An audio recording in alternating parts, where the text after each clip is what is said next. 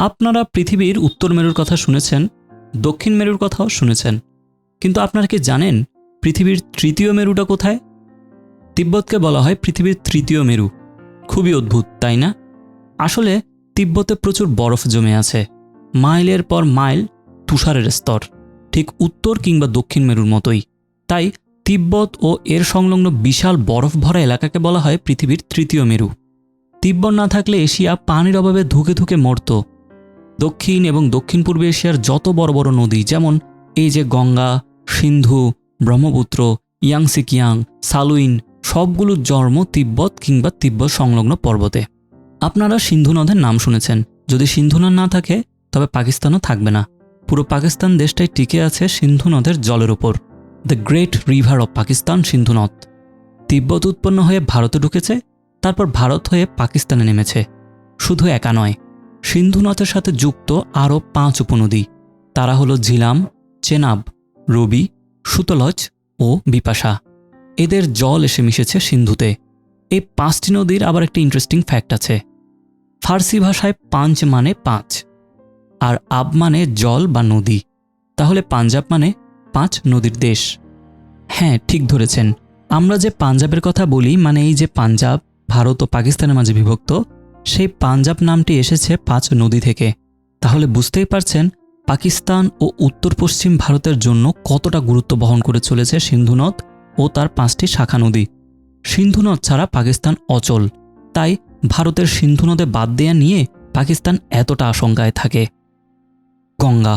ভারতবর্ষের সংস্কৃতি এবং ইতিহাসে এর চেয়ে গুরুত্বপূর্ণ নদী মনে হয় আর নেই।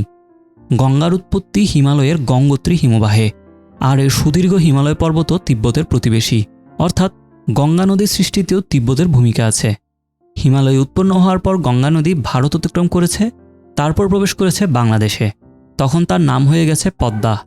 তারপর পদ্মা নদী যমুনা ও মেঘনার সাথে মিলে বঙ্গোপসাগরে ঝাঁপ দিয়েছে। এই যে আমি যমুনার কথা বললাম, এই যমুনা নদীর আসল নাম কি বলেন তো? এই যমুনা নদী আসলে ব্রহ্মপুত্র।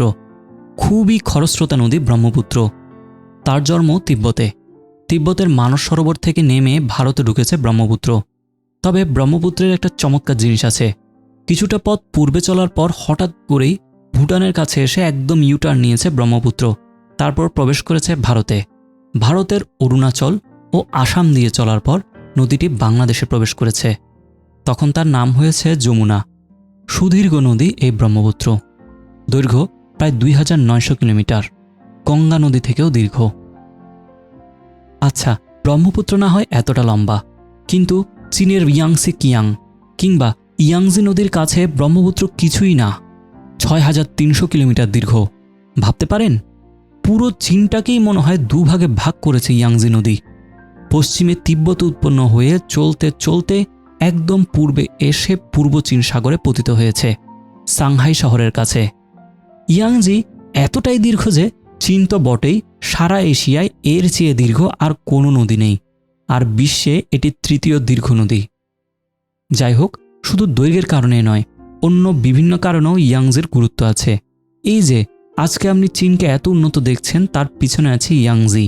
ইয়াংজির জল দিয়ে চীনের কৃষিখাত হয়েছে, যোগাযোগ বেড়েছে, আর ব্যবসা বাণিজ্য বৃদ্ধি পেয়েছে।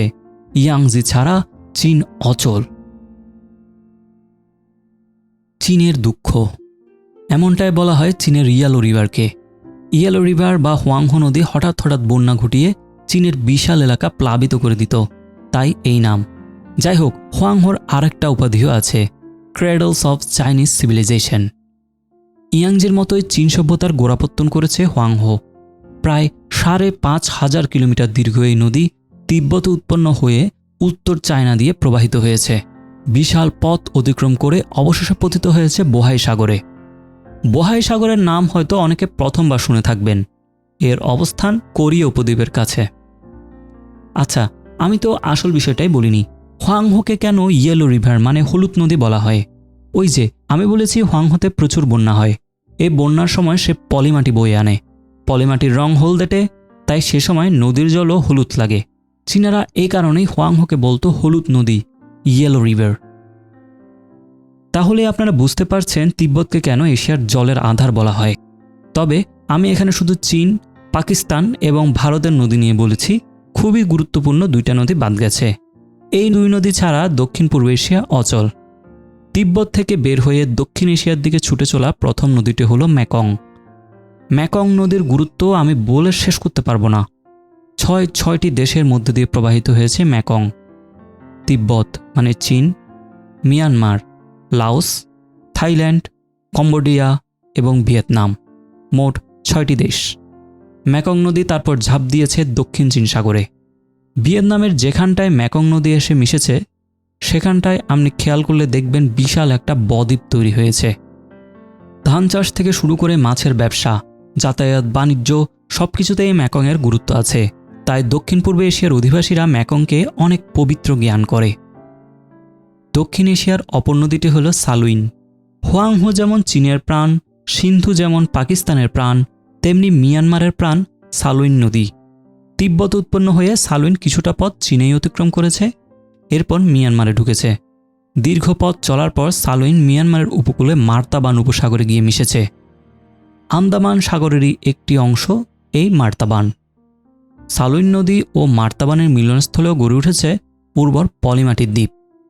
সালুইন নদী যখন এঁকে বেঁকে পাহাড়ের মধ্যে দিয়ে প্রবাহিত হয় তখন তাকে দেখতে অপূর্ব লাগে।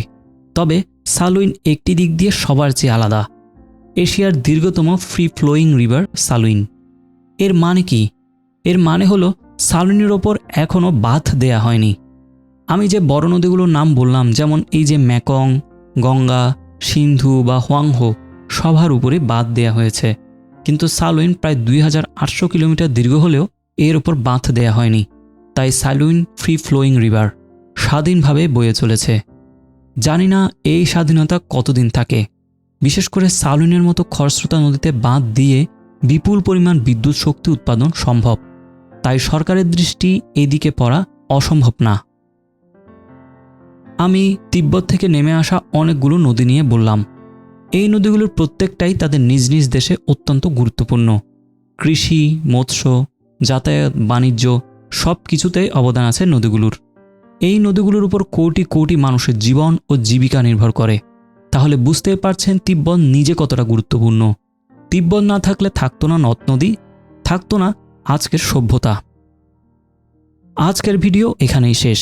আশা করি আপনারা বুঝতে পারছেন কেন তিব্বত ও তিব্বতের আশপাশের পর্বতশ্রেণীকে তৃতীয় মেরু বলা হয়। প্রতিনিয়ত লক্ষ লক্ষ গ্যালন জল যোগান দিয়ে যাচ্ছে তিব্বত। এরকম আরও গুরুত্বপূর্ণ ভৌগোলিক স্থান সম্পর্কে জানতে আমাদের সাবস্ক্রাইব করতে পারেন। দেখা হবে আরেকদিন অন্য কোনো ভিডিওতে। ধন্যবাদ।